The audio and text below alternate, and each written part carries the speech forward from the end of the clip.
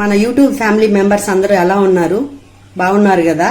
మీకోసం నేను ఈరోజు కోడిగుడ్డుతో ఒక స్పెషల్ ఐటమ్ చూపించబోతున్నాను. మీకు ఎలా ఉంటుందో తెలియదు, మాకైతే స్పెషల్ గానే ఉంటుంది. దానికోసం ఎగ్ బాయిలర్ లో గుడ్లు వేసి ఉడకబెట్టి పెట్టుకున్నాను. వీటిని పొట్టు ఒలిచి పెట్టుకోవాలి. నాటు కోడిగుడ్లు ఇవి కనపడుతున్నాయా మీకు? ఫారం కోడిగుడ్లు అయితే తెల్లగా పెద్దగా ఉంటాయి. ఇవి నాటు గుడ్లు కాబట్టి కొంచెం చిన్న సైజులో ఉన్నాయి. రంగు కూడా తేడా ఉంటుంది. కోడిగుడ్లకి ఇట్లా అక్కడొకటి అక్కడొకటి కాట్లు పెట్టుకుంటే మన ఉప్పు కారం లోపలికల్లా వెళ్ళి గుడ్డు తినేటప్పుడు రుచిగా ఉంటుంది. గుడ్లకి ఇట్లా కాట్లు పెట్టుకోవాలి.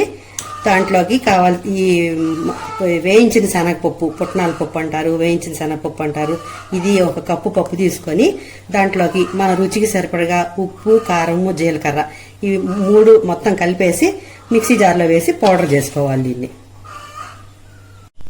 ఇప్పుడు మిక్సీ జార్లోకి ఈ వేయించిన శనగపప్పు లేదంటే పుట్నాల పప్పు లేదంటే మంచిపప్పులు 3 పేర్లు తెలుసు నాకు, అవి 3 చెప్తున్నాను. అవి వేసేసి దీంట్లోకి రుచికి సరిపడ ఉప్పు, కారము, జీలకర్ర ఇది కూడా వేసేయాలి.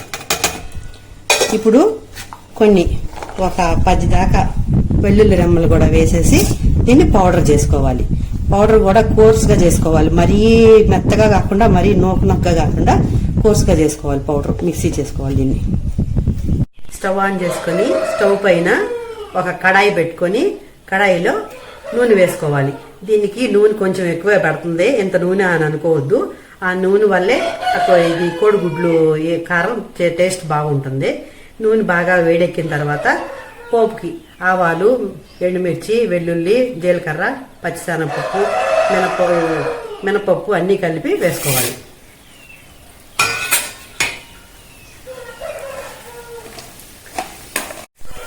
పోపు వేగిన తర్వాత కరివేపాకు వేసుకోవాలి. ఈ కరివేపాకు వేగిన తర్వాత స్టవ్ సిమ్లో పెట్టుకోవాలి. ఇది పట్పటా మని నూనె పేలుతుంది. ఈ గుడ్లు ఇట్లా వేసుకోవాలి. దాంట్లో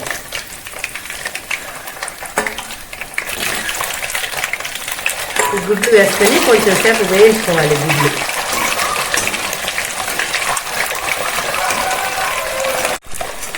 ఇప్పుడు ఒక స్పూన్ పసుపు వేసుకోవాలి. వేసి బాగా కలుపుకోవాలి.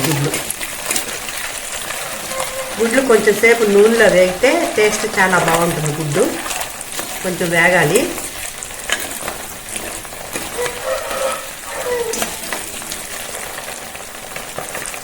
ఇట్లా పైన బాగా వేగినట్టుగా కనపడిన తర్వాత స్టవ్ సిమ్లో పెట్టుకొని మనం ముందుగా చూపించాను కదా పుట్నాల పప్పు, ఉప్పు, కారం, జీలకర్ర అన్ని వెల్లుల్లిపాయలు అన్నీ వేసి చేసుకున్న పొడిది.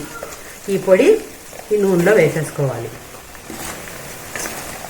సిమ్లో పెట్టాలి. స్టవ్ ఇప్పుడు హైలో పెట్టకూడదు, సిమ్లోనే ఉండాలి. వేసి ఇట్లా కలిపేసుకుంటే చూడండి నూనె అంతా పీల్ చేస్తుంది. నూనె ఉండదు దీంట్లో. ఆ నూనె అట్లా దానికి ఉంటేనే అది టేస్ట్ చాలా బాగుంటుంది. ఈ కారంతోనే అన్నం అంతా తినేయచ్చు. చాలా బాగుంటుంది ఇది. కానీ నూనె ఎక్కువ పడుతుంది కాబట్టి ఎప్పుడన్నా ఒకసారి ట్రై చేయాలి, కానీ ఎక్కువ ఇదే చేసుకోకూడదు. రెడీ అయిపోయింది. ఇంకా స్టవ్ ఆపేయడమే. ఏదన్నా కొంచెం ఉప్పు కారం తక్కువ అనుకుంటే ఇప్పుడు లాస్ట్లో చూసి కొంచెం వేసుకుంటే సరిపోతుంది. నేను ముందుగానే చూసాను, సరిపోయింది. పొడే చూసాను నేను. పొడి చూసినప్పుడు బాగా సరిపోయింది నాకు. ఏం వేయక్కర్లేదు. రెడీ అయిపోయింది. ఇంకా స్టవ్ ఆఫ్ చేసేసాను. చూడండి, ఇందాక పనంలో మీకు చాలా ఎక్కువ నూనె ఉన్నట్టు కనిపించింది కదా, గిన్నెలో తీస్తున్నాను వేరే సపరేట్గాను. నూనె కనిపించదు, అంతా గుజ్జు కనిపిస్తుంది.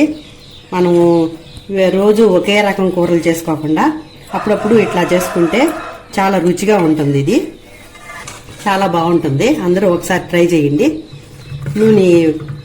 నూనెగా కనిపించదు, గుజ్జుగా ఉంటుంది. కారం ఎక్కువ తినేవాళ్ళు కొంచెం కారం ఎక్కువ వేసుకోవచ్చు. కారం తక్కువ తినేవాళ్ళు కొంచెం కారం తక్కువ వేసుకోవచ్చు. చాలా టేస్టీగా చాలా బాగుంటుంది. చూడండి, మీకు నచ్చిందా? ఒక లైక్ చేయండి, షేర్ చేయండి, కామెంట్ చేయండి. కొత్త వాళ్ళు అయితే సబ్స్క్రైబ్ చేసుకోండి.